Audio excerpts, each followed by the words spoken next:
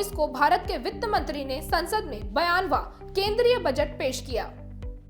Budget Bharat के वित्तीय परिदृश्य का एक महत्वपूर्ण पहलू होता है और एक वित्तीय वर्ष में सरकार के फाइनेंस के लिए एक रोडमैप के रूप में कार्य करता है। भारत में बजट प्रक्रिया की शुरुआत 1860 में हुई थी। हालांकि आजादी के बाद से पिछले 7 दशकों में अर्थव्यवस्था के आकार तथा लोकतांत्रिक व्यवस्था में हुए सुधारों के चलते ये प्रक्रिया काफी विकसित हुई है। भारतीय बजट को बेहतर तरीके से समझने के लिए सबसे पहले इसके इतिहास पर एक नजर डालते हैं। 1858 में भारत पर शासन चलाने का जिम्मा ईस्ट इंडिया कंपनी से छीनकर ब्रिटिश क्राउन को सौंप दिया गया था। इसके 2 साल बाद 7 अप्रैल 1860 को भारत में पहली बार बजट की अवधारणा सामने आई। इसके बाद जेम्स विल्सन वायसरॉय परिषद के ऐसे पहले वित्त सदस्य बने जिन्होंने 1869 में पहला बजट पेश किया था। 1947 और 48 में अंतरिम सरकार के समय लियाकत अली खान ने बजट पेश किया था। इसके बाद देश के प्रथम वित्त मंत्री आर.के. षणमुखम चेट्टी ने 26 नवंबर 1947 को स्वतंत्र भारत का पहला केंद्रीय बजट पेश किया था। तब से बजट की प्रक्रिया सार्वजनिक वित्त प्रबंधन के लिए एक महत्वपूर्ण साधन के रूप में उभरी है। बजट की प्रक्रिया को काफी महत्वपूर्ण माना जाता है क्योंकि ये न केवल संसाधनों का कुशल आवंटन सुनिश्चित करती है बल्कि ये सरकार की सभी योजनाओं और कर संरचना में बदलावों के बारे में भी बताती है। आइए अब बजट की प्रक्रिया से जुड़े तथ्यों के बारे में विस्तार से समझते हैं। संविधान के अनुच्छेद 112 के अनुसार बजट सरकार का वार्षिक वित्तीय विवरण यानी एनुअल फाइनेंशियल स्टेटमेंट होता है। आपकी जानकारी के लिए बता दें कि संविधान में बजट शब्द का उल्लेख नहीं किया गया है। सामान्य शब्दों में समझे तो बजट एक वित्तीय वर्ष में सरकार की अनुमानित प्राप्तियों और व्यय का विवरण होता है। बजट को 2 मुख्य श्रेणियों में बांटा गया है। पहली श्रेणी राजस्व बजट की है। इसमें सरकार की कर और गैर कर राजस्व प्राप्तियों और व्ययों को शामिल किया जाता है। दूसरी श्रेणी पूंजीगत बजट की है। इसमें सरकार की पूंजीगत प्राप्तियों और भुगतानों को शामिल किया जाता है। आइए अब बजट प्रक्रिया के विभिन्न चरणों को समझते हैं। सबसे पहले भारत के वित्त मंत्री द्वारा संसद में बजट पेश किया जाता है और फिर इस पर संसद के दोनों सदनों में आम चर्चा होती है। इसके बाद स्थायी समितियां अलग अलग मंत्रालयों के अनुदानों की मांगों की जांच करती हैं, जिसके बाद लोकसभा में अनुदानों की मांगों पर विस्तृत चर्चा एवं मतदान होता है। बजट की संपूर्ण प्रक्रिया विनियोग विधेयक यानी एप्रोप्रिएशन बिल और वित्त विधेयक यानी फाइनेंस बिल के पारित होने के साथ पूरी होती है।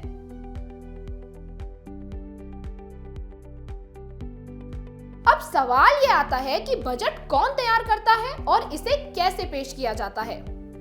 वित्त मंत्रालय में आर्थिक मामलों का विभाग बजट तैयार करने के लिए उत्तरदायी नोडल निकाय है। इस विभाग के अंतर्गत कार्यरत बजट प्रभाग मोटे तौर पर विभिन्न विभागों या मंत्रालयों और इस काम में लगे विभाग के प्राधिकारियों की ओर से दिए गए व्यय या भुगतान और प्राप्तियों के विस्तृत अनुमान के आधार पर वार्षिक बजट तैयार करता है। बजट को कैश बेसिस पर तैयार किया जाता है। इसका अर्थ ये है कि इसे बजट वर्ष में अनुमानित राजस्व प्राप्तियों और होने वाले खर्च को ध्यान में रखकर तैयार किया जाता है। संविधान के अनुच्छेद 112 के अनुसार राष्ट्रपति प्रत्येक वित्तीय वर्ष में संसद के दोनों सदनों के समक्ष वार्षिक वित्तीय विवरण रखवाता है।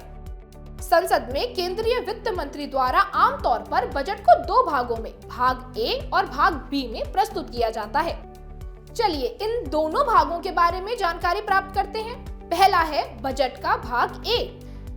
ये बजट का समष्टि आर्थिक यानी मैक्रो इकोनॉमिक भाग होता है। इसके तहत सरकार की अलग अलग योजनाओं और प्राथमिकताओं की घोषणा की जाती है और अलग अलग क्षेत्रों के लिए निधि भी आवंटित की जाती है। अब बात करते हैं बजट के भाग बी के बारे में। ये वित्त विधेयक से संबंधित होता है। इसमें आयकर संबंधी संशोधन और अप्रत्यक्ष कर जैसे कराधान प्रस्ताव शामिल होते हैं। वित्त मंत्री के बजट भाषण के अलावा संसद में पेश किए जाने वाले प्रमुख बजट दस्तावेज हैं अनुच्छेद 112 के तहत वार्षिक वित्तीय विवरण, अनुच्छेद 113 के तहत अनुदान मांगे, अनुच्छेद 110 के तहत वित्त विधेयक और FRBM अधिनियम के तहत अनिवार्य राजकोषीय नीति का विवरण। समष्टि आर्थिक रूपरेखा विवरण और मध्यावधि राजकोषीय नीति सह राजकोषीय नीतिगत कार्य योजना संबंधी विवरण। इसके अलावा बजट के साथ कुछ अन्य व्याख्यात्मक दस्तावेज भी प्रस्तुत किए जाते हैं जो इस प्रकार हैं: व्यय बजट, प्राप्ति बजट, व्यय की रूपरेखा, बजट एक नजर में, बजट 2024-25 की मुख्य विशेषताएं और बजट 2023-24 की घोषणाओं का कार्यान्वयन। यहाँ ध्यान देने वाली बात यह है कि 2024 चुनावी साल है, इसलिए वित्त मंत्री ने संसद में आम बजट की बजाय अंतरिम बजट पेश किया है। ऐसे में यह सवाल आता है कि अंतरिम बजट आम बजट से कैसे अलग होता है। आम बजट के विपरीत अंतरिम बजट चुनाव तक के लिए सरकारी खर्चों को कवर करने वाला एक शॉर्ट टर्म फाइनेंशियल प्लान होता है। अंतरिम बजट में केवल नई सरकार के गठन तक शॉर्ट टर्म में सरकार के अनुमानित राजस्व और व्यय के अनुमान को प्रस्तुत किया जाता है, जबकि आम बजट में सरकार के राजस्व, व्यय, आवंटन एवं आर्थिक नीतियों के विवरण सहित सरकारी वित्त के हर पहलू को शामिल किया जाता है।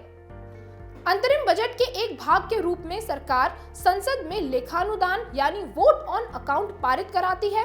संविधान के अनुच्छेद 116 के अनुसार लेखानुदान तत्काल व्यय आवश्यकताओं को पूरा करने के लिए भारत की संचित निधि यानी कंसोलिडेटेड फंड से सरकार को अग्रिम भुगतान का प्रावधान करता है। आइए अब अंतरिम बजट 2024-25 की मुख्य विशेषताओं पर गौर करते हैं। जैसे कि हम पहले से ही जानते हैं कि बजट के भाग ए में कई क्षेत्रकों के लिए विभिन्न योजनाओं और आवंटनों पर चर्चा की जाती है। तो चलिए अब इस अंतरिम बजट 2024-25 के मुख्य बिंदुओं पर भी एक नजर डालते हैं। इस बजट का विजन है 2047 तक विकसित भारत। इसमें आधुनिक अवसंरचना, प्रकृति के साथ तालमेल और सभी के लिए अवसरों के साथ समृद्ध भारत की परिकल्पना की गई है।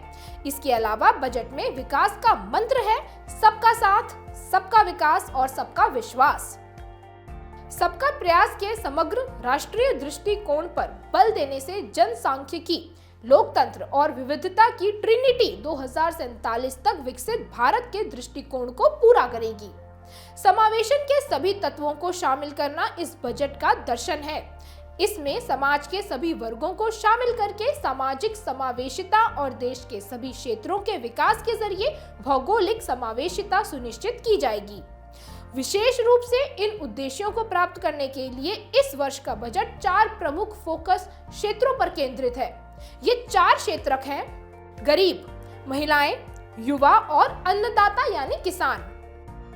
आइए अब प्रत्येक फोकस क्षेत्र की प्रमुख उपलब्धियों पर अलग से चर्चा करते हैं।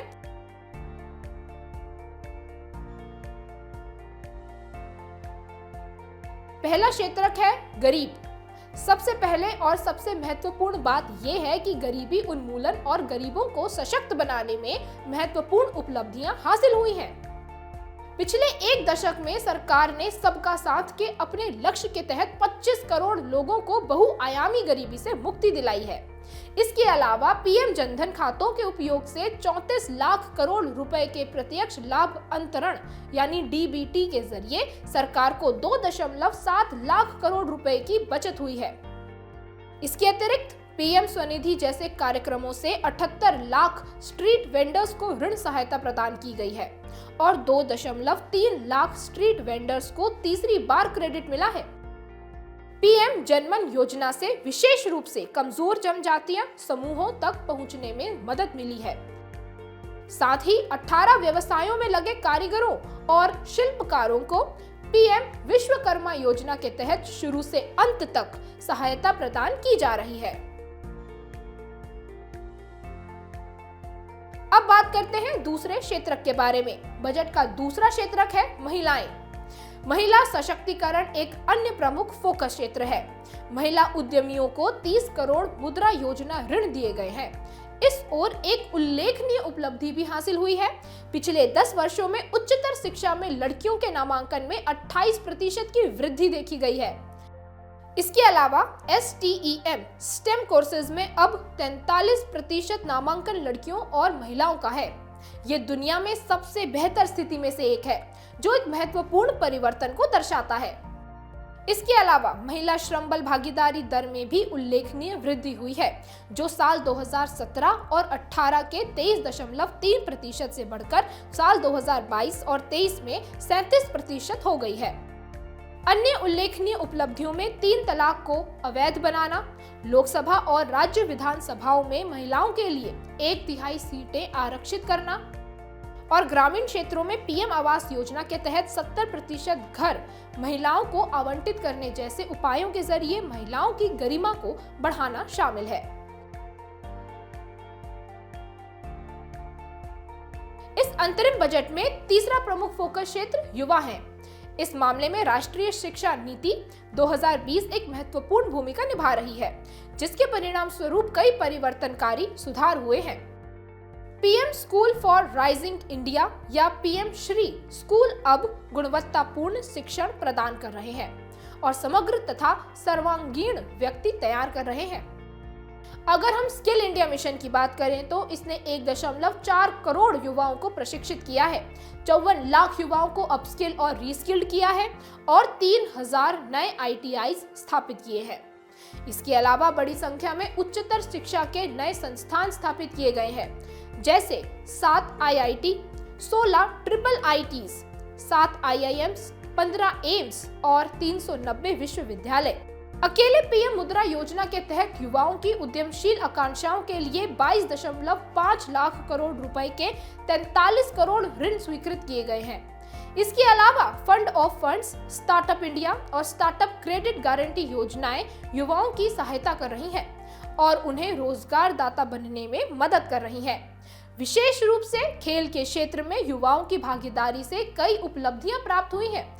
साल 2023 में भारत ने एशियाई खेलों और एशियाई पैरा खेलों में अब तक के सबसे अधिक पदक प्राप्त किए हैं, जो आत्मविश्वास के एक उच्च स्तर को दर्शाता है। शतरंज के प्रतिभाशाली खिलाड़ी और हमारे नंबर 1 रैंक वाले खिलाड़ी प्रज्ञानंद ने साल 2023 में मौजूदा विश्व चैंपियन मैग्नस कार्लसन के खिलाफ कड़ी टक्कर दी। आज भारत में 80 से अधिक शतरंज ग्रैंड मास्टर हैं, जबकि साल 2010 में ये संख्या 20 के आसपास थी। बजट में फोकस का चौथा क्षेत्र किसान यानी अन्नदाता है। किसान देश की रीढ़ है और पीएम किसान सम्मान योजना जैसी योजनाओं ने सीमांत तथा लघु किसानों सहित 11.8 करोड़ किसानों को प्रत्यक्ष वित्तीय सहायता प्रदान करके उन्हें सशक्त बनाया है। साथ ही पीएम फसल बीमा योजना के तहत लगभग 4 करोड़ किसानों को फसल बीमा प्रदान किया गया है। इसके अलावा इलेक्ट्रॉनिक नेशनल एग्रीकल्चर मार्केट ने 1361 मंडियों को एकीकृत किया है, जिससे 1.8 करोड़ किसान जुड़े हैं और 3 लाख करोड़ रुपए का व्यापार हुआ है। इसके अलावा सरकार ने और भी कई कदम उठाए हैं। कई किसान केंद्रित उपायों से भारत के किसानों को सशक्त बनाने में मदद मिली है। इनमें किसान केंद्रित नीतियां, income support, price and insurance support के जरिए, जोखिमों की कवरेज और स्टार्टअप के जरिए प्रौद्योगिकियों और नवाचारों को बढ़ावा देने जैसे उपाय शामिल है। इन 4 फोकस क्षेत्रों की उपलब्धियों को उजागर करने के अलावा इस वर्ष के बजट में अमृत काल के लिए रणनीति भी प्रस्तुत की गई है। आइए अब सतत विकास, बुनियादी ढांचे और निवेश, समावेशी विकास, कृषि तथा खाद्य प्रसंस्करण, पर्यटन और अन्य क्षेत्रों पर केंद्रित रणनीतियों पर नजर डालते हैं। सतत विकास दृष्टिकोण का लक्ष्य कुछ उपायों के जरिए 2070 तक नेट जीरो का लक्ष्य हासिल करना है। ये उपाय हैं पवन ऊर्जा के लिए वायबिलिटी गैप फंडिंग, कोयला गैसीकरण एवं द्रवीकरण क्षमता की स्थापना, CNG, PNG और संपीड़ित बायोगैस का चरणबद्ध तरीके से अनिवार्य सम्मिश्रण, बायोमास एकत्रीकरण, मशीनरी की खरीद के लिए वित्तीय सहायता का प्रावधान, रूफटॉप सोलराइजेशन से 1 करोड़ परिवारों को हर महीने 300 यूनिट तक मुफ्त बिजली मिल सकती है। हमारे सार्वजनिक परिवहन नेटवर्क को बदलने के लिए ई बसों का परिचालन शुरू करना एक उल्लेखनीय कदम होगा। इलेक्ट्रिक वाहनों के विनिर्माण और चार्जिंग पॉइंट को स्थापित करने वाले इकोसिस्टम को सपोर्ट किया जाएगा। पर्यावरण अनुकूल विकल्पों का समर्थन करने के लिए बायो मैन्युफैक्चरिंग और बायो फाउंड्री संबंधी एक नई योजना शुरू की जाएगी। अगर हम कुछ महत्वपूर्ण उपलब्धियों पर चर्चा करें तो इनमें पहला ये है कि पीएम उज्ज्वला योजना के तहत 10 करोड़ एलपीजी कनेक्शन दिए गए हैं। उजाला योजना के तहत 23.6 लाख ऊर्जा कुशल पंखे भी वितरित किए गए हैं और street lighting national programme SLNP के तहत 1.3 करोड़ एलईडी स्ट्रीट लाइटें लगाई गई हैं।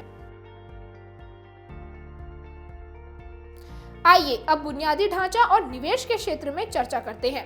पीएम गति शक्ति के तहत 3 प्रमुख रेलवे कॉरिडोर कार्यक्रमों को लागू करने की योजना बनाई गई है ताकि लॉजिस्टिक्स दक्षता में सुधार हो सके और लागत को कम किया जा सके।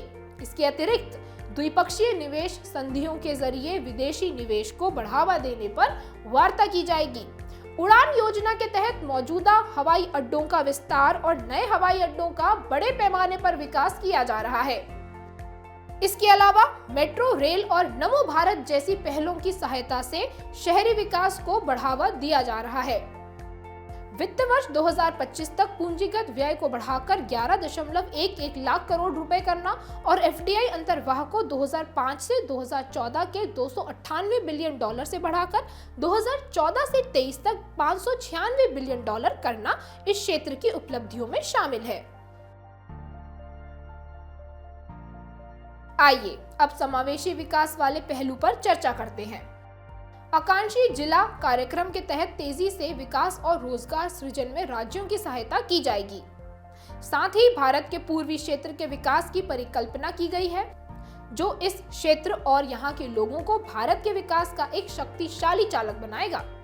इसके अलावा पीएम आवास योजना ग्रामीण के तहत अगले 5 वर्षों के लिए अतिरिक्त 2 करोड़ घरों का लक्ष्य रखा गया है और मध्यम वर्ग को अपना घर खरीदने या बनाने के लिए प्रोत्साहित करने के लिए अलग से आवास योजना शुरू की जाएगी। मौजूदा अस्पताल के बुनियादी ढांचे का उपयोग करके और अधिक मेडिकल कॉलेज स्थापित किए जाएंगे तथा 9 से 14 वर्ष की आयु वर्ग की लड़कियों के लिए सर्विकल कैंसर का टीकाकरण किया जा रहा है। कार्यान्वयन में तालमेल के लिए मातृ एवं शिशु स्वास्थ्य देखभाल के लिए विभिन्न योजनाओं को एक व्यापक कार्यक्रम के तहत लाया जाना है। इसके अलावा बेहतर पोषण, बाल्यावस्था में देखभाल और विकास के लिए सक्षम आंगनवाड़ी और पोषण 2.0 के तहत आंगनवाड़ी केंद्रों को अपग्रेड करने में तेजी लाई जाएगी। टीकाकरण और मिशन इंद्रधनुष के लिए यूविन प्लेटफॉर्म भी शुरू किया जाएगा। आयुष्मान भारत योजना को सभी आशा कार्यकर्ताओं, आंगनवाड़ी कार्यकर्ताओं और सहायिकाओं तक बढ़ाया जाएगा। अब तक की कुछ उल्लेखनीय उपलब्धियों की बात करें तो भारत में पहली तिमाही के भीतर प्रसव पूर्व देखभाल के लिए पंजीकृत महिलाओं का प्रतिशत 2018 में 68% था, जो बढ़कर अक्टूबर 2023 में 89% हो गया है। इसके अलावा फंड आवंटन में उल्लेखनीय वृद्धि हुई है। प्रधानमंत्री आवास योजना के तहत साल 2022-24 में 79,590 करोड़ रुपए का फंड आवंटन हुआ था, जिसे साल 2024-25 के लिए बढ़ाकर 80,671 करोड़ रुपए कर दिया गया है।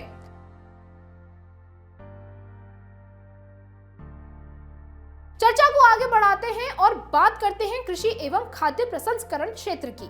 इस क्षेत्र में फसल की कटाई के बाद की गतिविधियों जैसे उपज एकत्रीकरण, आधुनिक भंडारण, कुशल आपूर्ति श्रृंखला, प्राथमिक व माध्यमिक प्रसंस्करण एवं विपणन और ब्रांडिंग आदि में निजी एवं सार्वजनिक निवेश को बढ़ावा दिया जाएगा।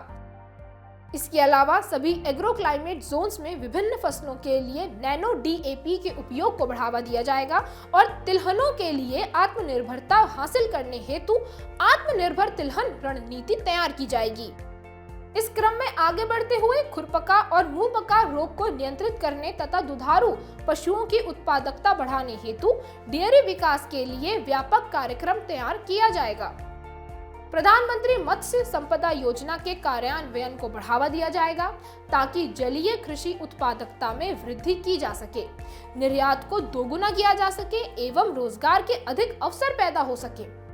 इन लक्ष्यों की प्राप्ति के लिए 5 एकीकृत एक्वा पार्क भी स्थापित किए जाएंगे। इसके अलावा ब्लू इकोनॉमी 2.0 को भी बढ़ावा दिया जाएगा।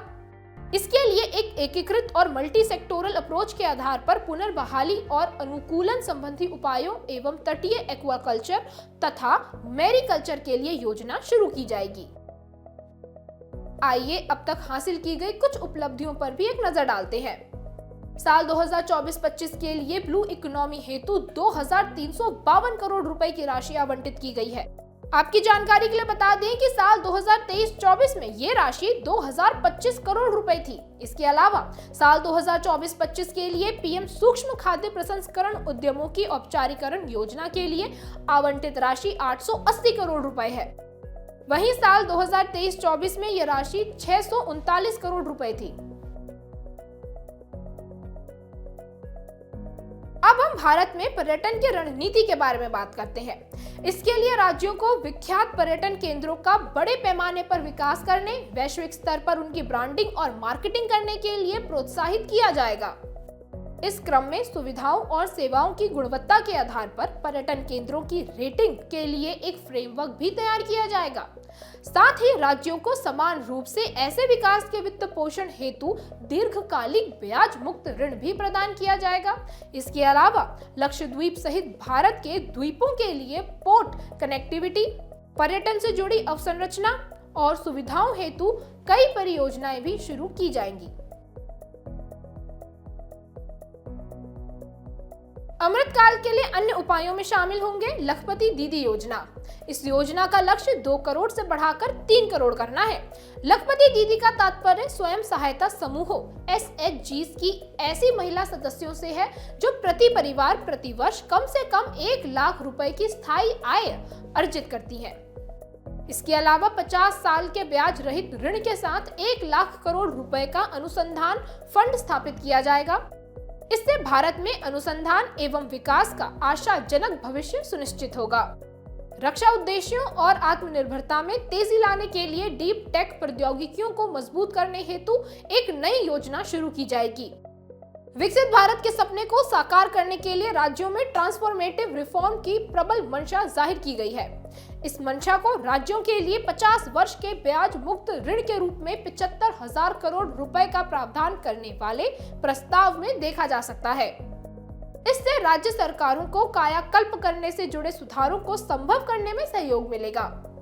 साथ ही तीव्र जनसंख्या वृद्धि और जनसांख्यिकीय परिवर्तनों के कारण उत्पन्न चुनौतियों का समाधान करने एवं विकसित भारत के लक्ष्य को प्राप्त करने के लिए एक उच्चाधिकार प्राप्त समिति का गठन किया जाएगा। आइए अब बजट के भाग बी पर चर्चा करते हैं। जैसा कि हम जानते हैं कि भाग बी में आयकर संशोधनों के साथ साथ प्रत्यक्ष और अप्रत्यक्ष करों से संबंधित कर प्रस्तावों पर फोकस किया जाता है। पिछले 10 वर्षों में प्रत्यक्ष कर संग्रह में 3 गुना से भी अधिक की वृद्धि हुई है। इससे वित्तीय विकास के लिए एक नया मानक स्थापित हुआ है। टैक्स रिटर्न फाइल करने वालों की संख्या में 2.4 गुना की वृद्धि हुई है। ये वृद्धि दर्शाती है कि कर संबंधी नियमों का पालन बढ़ा है। इससे भी अधिक महत्वपूर्ण उपलब्धि ये है कि टैक्स रिटर्न प्रोसेसिंग में लगने वाले औसत समय में कमी हुई है। यह साल 2013-14 के 93 दिन से घटकर 2023-24 में 10 दिन हो गया है। नई कर प्रणाली के लागू होने से प्रक्रियाएं और व्यवस्थित हो गई हैं। साथ ही नई कर प्रणाली के तहत कर दरें कम और तर्कसंगत बनाई गई हैं। 7 लाख रुपए तक की आय वाले व्यक्तियों को वर्तमान में कोई कर नहीं देना होता है। खुदरा व्यवसायों के लिए प्रिजम्पटिव कराधान की सीमा अब 2 करोड़ रुपए से बढ़ाकर 3 करोड़ रुपए कर दी गई है। निगम कर की दरें मौजूदा उद्यमों के लिए 30% से घटाकर 22% कर दी गई है एवं नई विनिर्माण कंपनियों के लिए निगम कर 15% से भी कम कर दिया गया है। फेसलेस असेसमेंट और अपील जैसी पहलों के साथ साथ नए फॉर्म 26AS और टैक्स रिटर्न प्री फाइलिंग की शुरुआत से कर का भुगतान करने संबंधी सेवाओं में काफी सुधार हुआ है। आइए अब अप्रत्यक्ष करों के संबंध में चर्चा करते हैं। जीएसटी से राजस्व संग्रह में व्यापक रूप से वृद्धि हुई है। वित्त वर्ष 2024 में औसत मासिक सकल जीएसटी संग्रह 2 गुना होकर 1.66 लाख करोड़ रुपए हो गया। जीएसटी का प्रभाव राज्यों के राजस्व में वृद्धि के रूप में भी दिखाई दे रहा है। जीएसटी के लागू होने के बाद की अवधि यानी साल 2017 से साल 2023 में राज्यों में कर उछाल देखा गया है।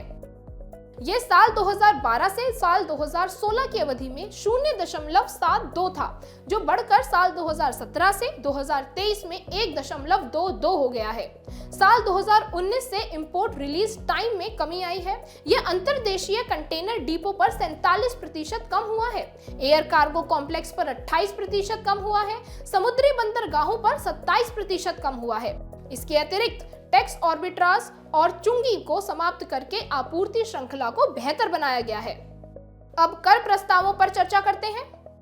वित्त मंत्री ने अंतरिम बजट में कराधान में निरंतरता सुनिश्चित करने के लिए स्टार्टअप और सॉवरेन वेल्थ फंड या पेंशन फंड द्वारा किए गए निवेश के लिए कुछ कर लाभ तथा कुछ IFSC यूनिट्स के लिए कर छूट को 31 मार्च 2025 तक बढ़ा दिया है। इसके अलावा बकाया प्रत्यक्ष कर को माफ किया गया है। वित्त वर्ष 2009 से 10 तक की अवधि के लिए 25,000 रुपए तक, वित्त वर्ष 2011 से 15 तक की अवधि के लिए 10,000 रुपए तक। इससे लगभग 1 करोड़ करदाताओं को लाभ होने की उम्मीद है। प्रत्यक्ष और अप्रत्यक्ष करों, आयात शुल्क और निगम करों के लिए समान कर दरें बनाए रखने का निर्णय कर ढांचे में स्थिरता और निरंतरता का सूचक दिख रहा है। इन उपायों का उद्देश्य देश की जनता को राहत प्रदान करना, प्रक्रियाओं को सुव्यवस्थित करना एवं आर्थिक समृद्धि को समर्थन देना है। अब कर प्राप्तियों के समग्र रुझान को समझते हैं। वित्त वर्ष 2022-23 के लिए सकल कर प्राप्तियां 11.2% थी।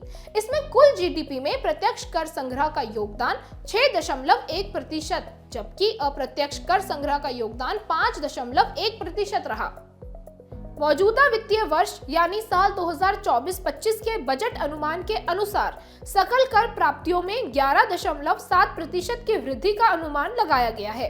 प्रत्यक्ष कर से 6.7% की राजस्व प्राप्ति और अप्रत्यक्ष कर में 4.9%। आइए अब अन्य रुझानों के जरिए भारतीय अर्थव्यवस्था के प्रदर्शन को समझते हैं। वित्त वर्ष 2023-24 की दूसरी तिमाही में चालू खाता घाटा अर्थात CAD कम होकर GDP का लगभग 1% हो गया। बेरोजगारी दर जो 2021-22 में 4.1% थी, वो घटकर 2022-23 में 3.2% रह गई।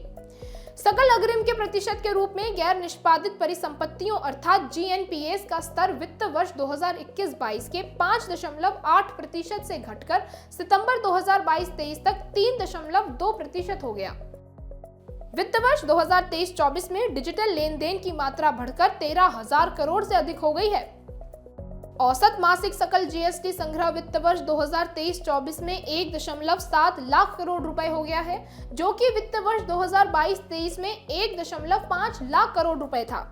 वित्त वर्ष 2023-24 में हेडलाइन मुद्रास्फीति में 5.5% की गिरावट का अनुमान है। आइए अब जानते हैं कि सरकार के पास रुपया कहां से आता है और कहां खर्च होता है। पहले समझते हैं कि आखिर रुपया कहां से आता है। सरकार के पैसे का 28% भाग ऋण एवं अन्य देयताओं से प्राप्त होता है। इसमें इनकम टैक्स का योगदान 19%, केंद्रीय उत्पाद शुल्क का योगदान 5% और कॉर्पोरेट टैक्स का योगदान 17% है। इसमें गैर कर प्राप्तियों और सीमा शुल्क दोनों का योगदान क्रमशः 7% और 4% है। इसमें GST एवं अन्य करों की हिस्सेदारी 18% है, जबकि 1% हिस्सेदारी गैर ऋण पूंजीगत प्राप्तियों की है। अब समझते हैं कि रुपया खर्च कहां होता है। पेंशन खाते पर सरकार का कुल 4% पैसा खर्च होता है, जबकि अन्य व्यय की हिस्सेदारी 9% है। करों और शुल्कों में राज्यों की हिस्सेदारी के तौर पर 20% पैसा खर्च होता है तथा वित्त आयोग और अन्य अंतरणों के चलते 8% हिस्सा व्यय होता है। केंद्रीय क्षेत्रक योजनाओं पर 16% हिस्सा खर्च होता है। इसके अतिरिक्त 20% हिस्सा ब्याज के भुगतान में, 8% हिस्सा केंद्र प्रायोजित योजनाओं पर, 6% हिस्सा सब्सिडी पर तथा 8% हिस्सा रक्षा क्षेत्र पर व्यय होता है। आइए अब घाटे के वित्त पोषण के स्रोत पर एक नजर डालते हैं। घाटे के वित्त पोषण के लिए बाजार से ऋण, लघु बचतों, डेटेड सिक्योरिटीज तथा अन्य स्रोतों से प्राप्त धन का उपयोग किया जाता है। घाटे के वित्त पोषण के कुछ स्रोत हैं, जैसे बाजार से ऋण लेना, अल्प बचतों के एवज में प्रतिभूतियां, अल्पकालिक ऋण, अन्य प्राप्तियां जैसे घरेलू ऋण और पब्लिक अकाउंट्स, बाह्य ऋण, राज्य भविष्य निधि और नकद शेष में से विड्रॉल। साल 2024-25 के अंतरिम बजट के अनुसार घाटे को बड़े पैमाने पर लघु बचत के एवज में जारी प्रतिभूतियों के जरिए वित्त पोषित किया जा रहा है। साल 2024-25 के बजट में कुल 12 लाख करोड़ रुपए की बाजार उधारी का अनुमान लगाया गया है। इसमें राजकोषीय घाटे के वित्त पोषण की हिस्सेदारी 1 लाख करोड़ रुपए है। इसके अलावा साल 2024-25 के बजट अनुमान में अन्य प्राप्तियों में नकारात्मक गिरावट देखी गई है। अंतरिम बजट 2024-25 के सारांश के लिए QR कोड को स्कैन करें। साथ ही इस वीडियो के कैप्शन में दिए गए बजट से संबंधित सभी दस्तावेज भी देखें।